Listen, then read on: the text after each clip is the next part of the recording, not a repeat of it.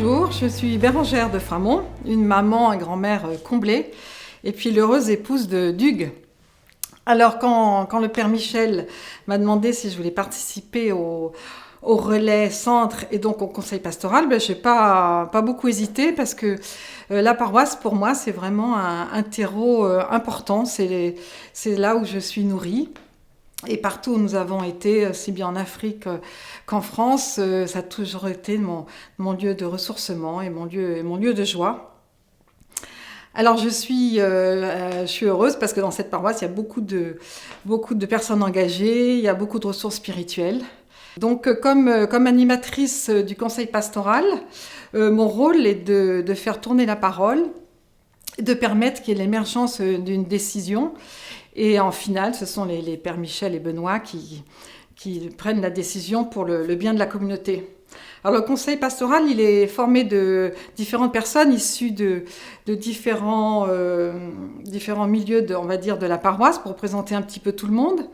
Et il a à cœur de pouvoir donner des propositions, donner des idées, d'être à l'écoute de tout ce qui se passe autour dans le monde pour qu'on puisse ensemble avancer et annoncer Jésus-Christ.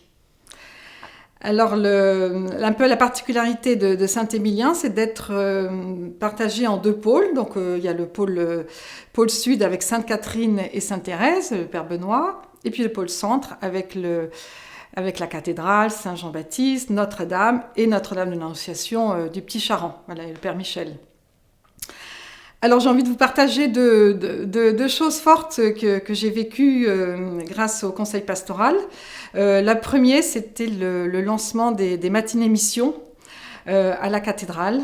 Et après, donc on est un groupe qui part dans la rue et un groupe qui reste dans la cathédrale à prier pour ceux qui vont dehors. Et donc on a une petite peur au fond. Enfin moi j'ai toujours un petit peu peur avant d'aborder les personnes. Mais après, c'est vraiment la joie de la rencontre. Et je me souviens de ce jeune qui faisait des saisons, qui était un peu perdu, il ne savait pas très bien à quoi servait sa vie.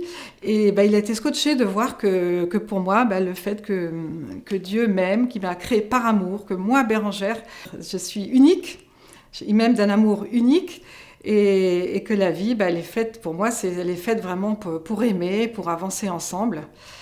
Donc c'est un très beau moment. Un autre rôle, là, par exemple, du conseil pastoral, ça a été de mettre en place les parcours alpha, voilà, où tout le monde peut se ressourcer, aussi bien les gens de la périphérie que le cœur même de la paroisse, qui renouvelle son amour pour Jésus. Et donc à côté, il y a les deux relais qui forment ce conseil pastoral, avec aussi des personnes issues chaque fois de cette communauté. Et là, le relais, il est plus attentif au déroulement des célébrations, à toute la vie locale, à tout ce qui se passe sur le relais même.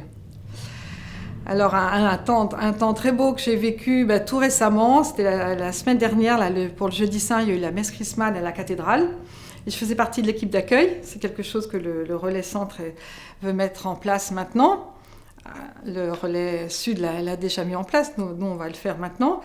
Et c'est vrai qu'en plus de distribuer le gel et distribuer les papiers et les places, on a vraiment envie de pouvoir aller à la rencontre des personnes. Et c'est ce qui s'est passé, parce qu'au milieu de la célébration, il y a eu un jeune qui est rentré avec une autre personne, une quarantaine d'années. Ils ont allumé leur siège, ils sont repartis. Moi, je suis sortie et je suis allée à leur rencontre. Et ils étaient super contents, en fait, de pouvoir me parler. Tout heureux d'être quelqu'un soit disponible et soit là, prenne du temps pour eux. Alors lui, c'est la question, elle tournait plus pas autour surtout du mal. Pourquoi il y a des mauvaises personnes dans la vie? Et voilà, j'ai pu lui dire que Jésus nous avait créés libres, il nous aimait, il ne pouvait pas nous créer des marionnettes, il nous a créés libres et c'est nous qui choisissions d'aimer ou de ne pas aimer. Et voilà, et puis j'ai pu lui témoigner que la vie avait un sens aussi pour moi grâce à cet amour de Jésus. On a échangé nos prénoms et je continue de prier pour eux et c'était un magnifique moment.